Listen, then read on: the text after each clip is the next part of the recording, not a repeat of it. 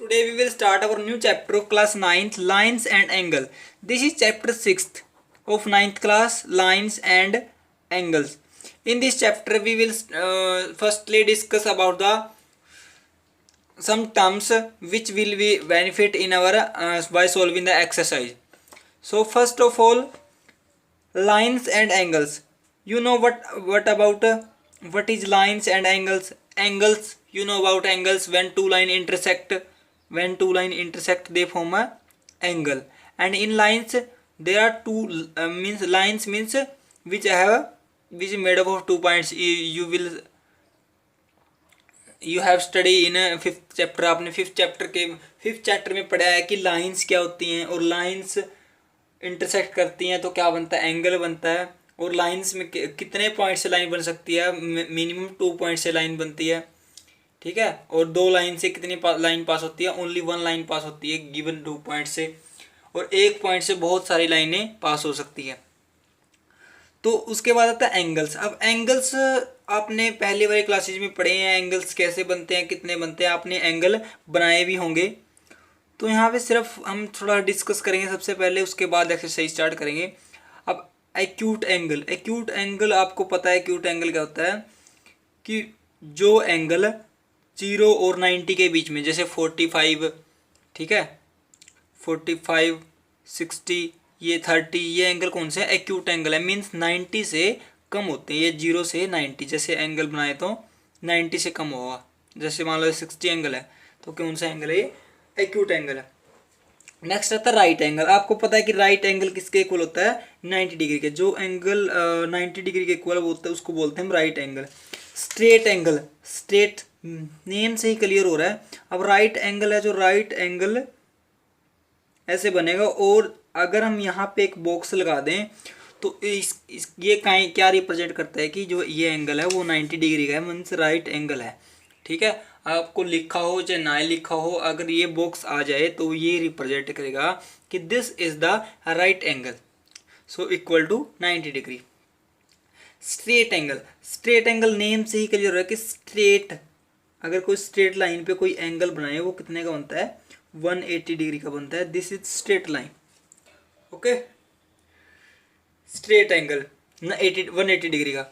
Obtuse angle acute angle क्या था? 0 से 90 था. और ऑब्ट्यूज क्या? Greater than 90 but smaller than 180. Means example क्या होते हैं? जैसे 100, 120, 150. ये कौन से हैं? ऑब्ट्यूज एंगल हैं which are in between the 90 and 180 degree Celsius. Sorry 180 degree. Next आता है रिफ्लेक्स एंगल. अब रिफ्लेक्स एंगल कौन से होते हैं? जो बिटवीन 180 एंड 360 के बीच में हो, ठीक है. एक्यूट 0 और 90, obtuse 90 and 180 and reflex is 180 and 360 के बीच में हो, उसको बोलते हैं हम reflex angle.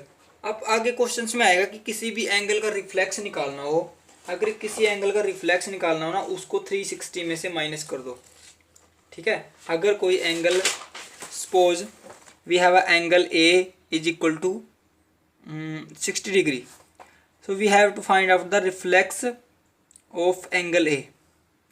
Reflex of angle A means 360 minus angle A. 360 minus 60, 300. So reflex of angle A is 360 degree, sorry 300, ठीक है.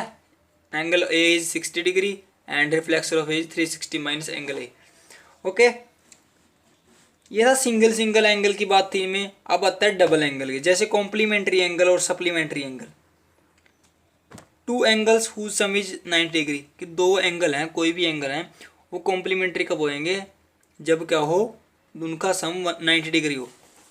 जैसे एंगल ए है, मान लो कोई 40 डिग्री है और एंगल बी 50 डिग्री. इन दोनों का सम कितना आ रहा है? 90. तो ये क्या है? कॉम्प्लीमेंट्री एंगल है, एक दूसरे के कॉम्प्लीमेंट है. अगर निकालना हो आप 90 में से माइनस करके, ऐसे ही जैसे रिफ्लेक्स निकाला 360 में से माइनस करके, कॉम्प्लीमेंट्री को कैसे निकालोगे कि एक एंगल दे रखा है, मान लो 40 डिग्री दे रखा है, अगर उसका कॉम्प्लीमेंट्री निकालना तो 90 में से माइनस कर दोगे. नेक्स्ट आता है सप्लीमेंट्री 180, ठीक है. जिन दो एंगल का सम 180 डिग्री है, उनको बोलते हैं हम सप्लीमेंट्री एंगल। ओके, यहाँ तक समझ आ गया। नेक्स्ट आता है एडजेसेंट एंगल। ये टर्म्स आपने राइट डाउन कर लेनी है चैप्टर के सबसे पहले, ठीक है। स्टार्टिंग पेज में सबसे पहले चैप्टर के स्टार्टिंग में ये टर्म्स सारी राइट डाउन कर लेनी है, आपको पता होना चाहिए कि ये क्या होते हैं। एडजेसेंट एंगल, एडजेसेंट एंगल देखो, two angles if they have a common vertex and common arm. अब एडजेसेंट का मीनिंग क्या होता है? एडजेसेंट होता है साथ साथ, तो दो एंगल जो साथ साथ हैं वो क्या होते हैं? एडजेसेंट एंगल है। अब इन एडजेसेंट एंगल के अंदर क्या होगा? अगर साथ साथ है तो उनका एक कॉमन वर्टेक्स होगा, इसको वर्टेक्स बोलते हैं, ठीक है। क्या बोलते हैं इसको? ठीक है। और ये कॉमन आर्म होएगी कोई, ठीक है। और जो ये नॉन कॉमन आर्म है ना, वो डिफरेंट डायरेक्शन में होगी, एक डायरेक्शन में नहीं होगी, ठीक है। दो एडजेसेंट एंगल साथ साथ में। अगर ऐसा कुछ हो कि एक एडजेसेंट एंगल है, ठीक है, ये एंगल बन के जो ये ए बी सी है ना, तो ए बी सी एक लाइन बन जाए। ये अगर कुछ ऐसा हो जाए कि जो एंगल डी है यहाँ आ जाए, angle A B C and B, means तब भी एडजेसेंट एंगल रहेंगे, और ये क्या बन जाए? एक लाइन बन जाए, मीन्स स्ट्रेट लाइन बन जाए, तब इनका सम कितना हो जाएगा? 180 डिग्री, ठीक है। यहाँ सम कुछ भी हो सकता है एडजेसेंट एंगल में। अगर कुछ ऐसा हो जाए कि ये जो ये लाइन है वो ऐसे करके स्ट्रेट लाइन बन जाए, तो ये एंगल बन जाता है 180 डिग्री। तो उसको तब उन एंगल्स को क्या बोलेंगे? हम लीनियर पेयर बोलेंगे, ठीक है। If non common arms of two adjacent angle form है स्ट्रेट लाइन, की जो नॉन कॉमन आर्म है वो क्या बन जाए? स्ट्रेट लाइन बन जाए, तब बन जाते हैं ये लीनियर पेयर, ठीक है। लीनियर पेयर समझा गया कि दोनों का सम 180 डिग्री होगा, और ऐसे ही सप्लीमेंट्री एंगल में भी 180 डिग्री था, ठीक है। सप्लीमेंट्री एंगल अलग अलग हो सकते हैं, लीनियर पेयर एडजेसेंट एंगल होते हैं, समझा गया। सप्लीमेंट्री और लीनियर पेयर में डिफरेंस, सप्लीमेंट्री एंगल तो एक एंगल कहीं पे एक एंगल कहीं पे, वो होते हैं सप्लीमेंट्री एंगल। और लीनियर पेयर में क्या होना चाहिए? दो एंगल एडजेसेंट होने चाहिए, तब वो लीनियर पेयर माने जाएंगे। अगर दो लाइन इंटरसेक्ट करती हैं ऐसे क्रॉस में, ठीक है, जैसे जो क्रॉस होता है उसका साइन देखें, अगर दो लाइन ऐसे इंटरसेक्ट करें तो उनको हम बोलेंगे vertically opposite angle, vertically opposite angle बोलेंगे। When two lines intersect they form a pair of vertically opposite angle. अगर दो लाइन इंटरसेक्ट करती है ना, then they form a pair of vertically opposite angle, तो ऐसे क्या करेंगे? वो वर्टिकली अपोजिट एंगल बनाएंगे। और वैसे अगर फ्यूचर के रेफरेंस में बता रहा हूँ कि जो वर्टिकली अपोजिट एंगल होते हैं ना, ये वाले, ये इक्वल होते हैं, वो आगे हम प्रूव भी करेंगे,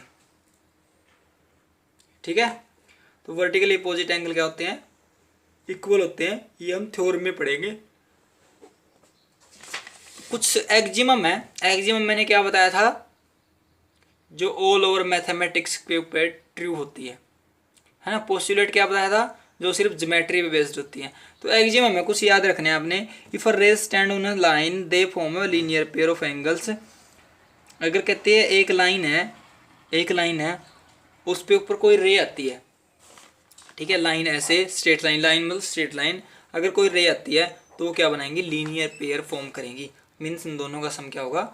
180 डिग्री होगा, ठीक है। ऐसे इसका जस्ट अपोजिट है, अगर कहते हैं दो एंगल्स 180 डिग्री बन रहे हैं, उनका सम 180 डिग्री है, तो वो क्या हो रही है? लीनियर पेयर फॉर्म बन रहे हैं, और वो क्या होती है? एक लाइन होती है, ठीक है। जस्ट अपने याद करना है ये थ्योरम के अंदर, ठीक है, आप ये कर लोगे।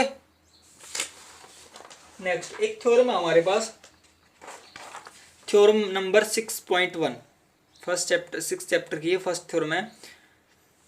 कहते हैं if two lines intersect each other then the vertically opposite angles are equal। तो वही वर्टिकली अपोजिट एंगल वाला आ गया ना। कहते हैं अगर दो लाइन इंटरसेक्ट करती हैं तो ये जो एंगल है ना, ये क्या होते हैं? इक्वल होते हैं। ये हमें प्रूव करना है। यहाँ पे देखो छोटी सी थ्योरम है, समझनी आपने। अगर तो लेट कर लो पहले कि दो लाइन ए बी और सी डी हैं, और जो ओ पे इंटरसेक्ट कर रही हैं, ठीक है, एंगल क्या बना रही हैं? वर्टिकली अपोजिट कौन से हो गए? अपोजिट, अपोजिट वाले। अब इसके देखें तो ए O C and B O D, ये एंगल बन गए, और इसके बन गए ए ओ डी और सी ओ डी। तो two pairs of vertically opposite angle यहाँ पे फॉर्म हो गए। अब आपने क्या करना है, हमें क्या प्रूव करना है कि ये क्या हो, इसके इक्वल हो। ठीक है, अब देखो प्रूव कैसे करेंगे। अब ये एक स्ट्रेट लाइन है, ये भी एक स्ट्रेट लाइन है। ठीक है, ये स्ट्रेट लाइन है, ओ ए क्या है एक यहाँ पे, ओ ए एक वैसे रे है या लाइन है, कुछ भी है। अब ये स्ट्रेट लाइन के ऊपर ये लाइन क्या कर रही है, फॉल कर रही है, means O A stand on the line C D. ऐसा ही है, ये सी डी कोई लाइन है और उसके ऊपर क्या हो रही है, ये ओ ए स्टैंड हो रही है, मीन्स ये O A lie stand on the line C D. अगर ये लाइन पे ये स्टैंड करते हैं तब क्या होता है, एक थ्योरम पढ़ी है हमने यहाँ पे, एक्जी में पढ़ा है कि अगर वो स्टैंड करती है तो उन दोनों का सम कितना होता है, 180 डिग्री। तो इन दोनों का सम क्या हो जाएगा, जो एंगल यहाँ पे बनता है ये वाला एंगल और ये वाला एंगल, इन दोनों का सम कितना है, 180 डिग्री। इनका सम 180 डिग्री मीन्स लीनियर पेयर बन गया। ऐसे ही इधर वाली देखें तो ए बी पे जो ओ डी है रे है वो स्टैंड करती है, इन दोनों का सम क्या होगा, 180 डिग्री। ठीक है, अब ये भी 180 डिग्री है, ये भी 180 डिग्री है। ठीक है, इन दोनों को क्या रख दोगे आप, इक्वल रख दोगे, रख दिया। A O C plus A O D is equal to A O D plus B O D. अब यहाँ पे ये दोनों सब्ट्रैक्ट कर दो, मीन्स या तो काट दो डायरेक्ट, या जैसे वो पोस्टुलेट था, if equals are subtracted then the remainders are also equal, are subtracted from the equals then remainders are also equal. तो ये कट गया, तो ये क्या बन गया, ए ओ सी और बी ओ डी, जो हमने क्या करना था, प्रूव करना था। ठीक है, ऐसे ही हम ये प्रूव करेंगे, इधर वाली लाइन लेके सिमिलरली लोग देखो, सिमिलर लिख देंगे कि A O D is equal to B O C. So vertically opposite angles are equal. Okay, समझा गया। इसको बार बार देखो वीडियो को और समझो कि क्वेश्चंस कैसा है। ठीक है, ओके, अगर कोई प्रॉब्लम है तो मेरे से पूछो। Okay, thank you.